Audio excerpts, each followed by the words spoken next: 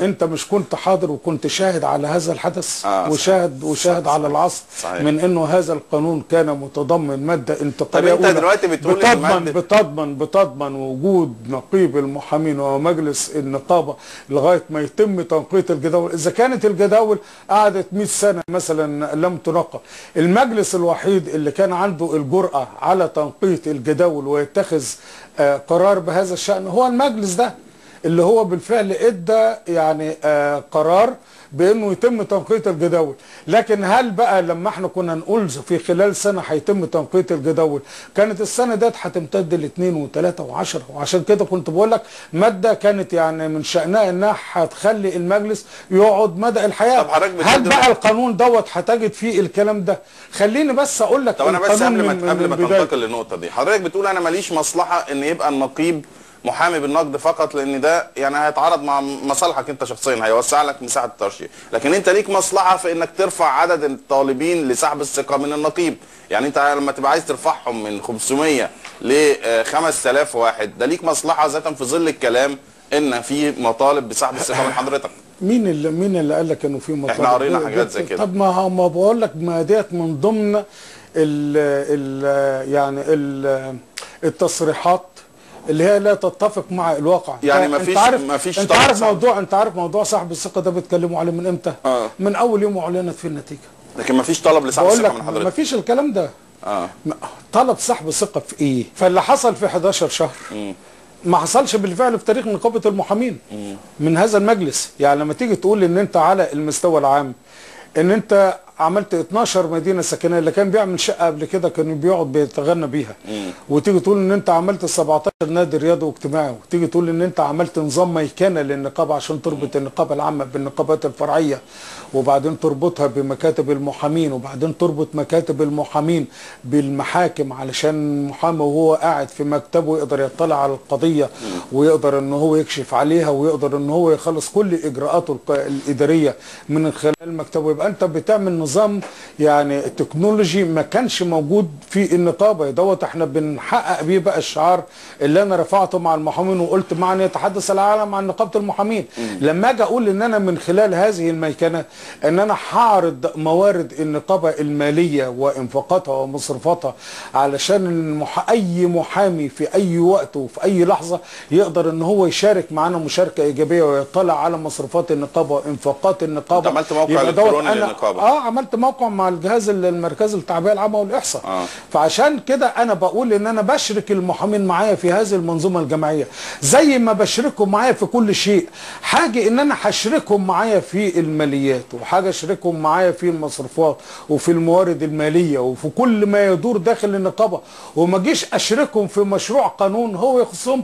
طبعا دوت كلام مش ممكن ابدا حد يتصوره، خاصه لما اجي اقول لك انه القانون دوت ايه المزايا اللي فيه وبينص على ايه. خليني بس اطرح لك. قبل ما يعني انا عايز سنه واحده حاجه واحده بس، مفيش طلب لسحب الثقه من حضرتك.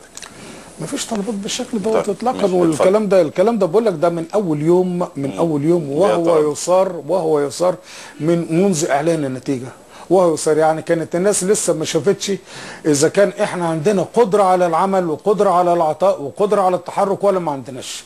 وكانت ذات المجموعه اللي انت شايفها برضو، اللي انت شفتها في المؤتمر امبارح دي، هي ذات المجموعه برضو اللي بتنادي الكلام ده من اول يوم. وعلى فكره انا ما بقولكش على يعني حاجه غريبه او حاجه ما هياش موجوده او حاجه الناس ما تعرفهاش، لا الناس عارفاها كلهم بالكامل. ولو قعدت مع معظم المحامين المحترمين والمعتدلين على مستوى مصر عارفين الكلام ده. ادخل على النت وشوف الردود على اللي حصلت على الموضوع بتاع امبارح، وانت تعرف نبض المحامين ونبض غرف المحامين تجاه ما حدث ايه. خليني بقى اكمل لك القانون ده عشان نقول اذا كان في ماده واحده خاصه بحمد خليفه او بمجلس النقابه او انها يعني من خلالها ممكن ان احنا يبقى لنا مصلحه خاصه. لو ما وجدتش انه في هذا القانون كله بيصب المصلحه العامه وكله انكار ذات، يبقى بالفعل احنا نتحدث في واقع، وانا ما تعودتش غير ان انا اتحدث من خلال المصداقيه، لان المصداقيه ما بينه وما بين المحامين بتمثل قسم مشترك، وانا تعودت معاهم في المصداقيه. يعني لك مثلا ان تعلم انه انا لما جيت انا نجحت طبعا في معركه يعني ساخنه جدا وكانت قريبه، يعني ما كملتش سنه. ما كملتش سنة، وعشان كده بقول لك حملة التطهير للماضي وحملة التطوير للحاضر والمستقبل هي السبب في هذه المعركة. لأن أنا وعدت المحامين بأمور معينة، وعدتهم بإنجازات معينة، وكان يجب أن أنا أنفذ وعدي، لأنه التلاحق الزمني بالنسبة لي سريع جدا، والبرنامج الخدمي والمهني والقومي اللي أنا عرضته على المحامين علشان أن أنا أنفذه عايز له 10 سنوات. طيب. أنا كل مدته كلها 4 سنوات، وبالتالي ومفيش حاجه للعلم، مش مشروع القانون بس اللي تهاجم، انا مفيش حاجه عملتها الا وكانت بتهاجم. يعني مثلا انت تتذكر تماما موضوع المدينه السكنيه، وعارف قد ايه المدينه السكنيه دي لحد دلوقتي عليها كلام. لا مش لحد دلوقتي، هي كانت المدينه السكنيه وقت الانتخابات كان عليها هجوم ما حدش شافه قبل كده. صحيح. بعد ما خلصت الانتخابات هدأت المعركه حول المدينه السكنيه. عادت المعركة مرة تانية امتى؟ يعني عادت مرة تانية امتى؟ لما جيت انفذ انا ووعود المحامين، لان انا كنت كل ما بروح محافظة من المحافظات كانوا المحامين يقولوا لي هل هتعمل لنا مدينة سكنية زي اللي انت عملتها في الجيزة؟ كنت بقول لهم انت كمان عملت تقليد جديد ان انت اطلقت اسماء النقباء السابقين على كل مدينة سكنية بما فيهم صلاح. خليني بس اكمل لك الجزء دي. فكانوا دائما يقولوا لي هل هتعمل لنا مدينة زي اللي انت عملتها في الجيزة؟ فوعدتهم فعلا بالكلام ده. حبيت ان انا انفذ الوعد دوت بعد تقريبا 4 أشهر أو 5 أشهر من يعني تولي المهام النقابية، فخصصت عدد من المدن السكنية على مستوى المحافظات وأعلنت عنها. فور ما أعلنت عن الحجز في المدن السكنية الجديدة رجعنا للحرب على المدينة السكنية القديمة. ليه بقى رجع على الحرب المدينة السكنية القديمة؟ علشان انه دوت هيخلي المحامين ما يشتركوش في المدن السكنية الجديدة. عارف رغم الحرب الضروس اللي حصلت في خلال الايام اللي فاتت على المدينة القديمة، تجد ان انا مثلا عندي في مدينة برج العرب عندي المدينة وحداتها 3450 وحدة.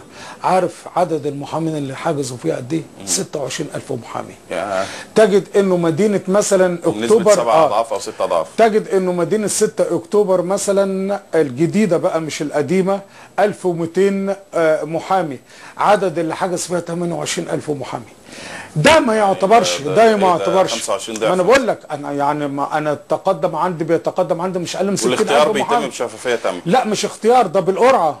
انا بعملها بالقرعه، لانه طبعا ما فيش مجال للاختيار طالما انه العدد محدود واللي تقدم زياده. والمدينه القديمه اللي كنت حضرتك عاملها وانت نقيب الجيزه اتسلمت خلاص. لا المدينه الجديده ما زلنا بنبني فيها، القديمه ما زلنا بنبني فيها لغايه دلوقتي. مشاكل لا الحمد لله انا ما عنديش مشاكل في المدن على الاطلاق، ولا عندي مشاكل في المدينه القديمه، ولكن المشاكل دي بتفتعل من الاخرين. يعني المشاكل طيب هنطلع فاصل ونرجع تاني نكمل على قانون المحاماه الجديد.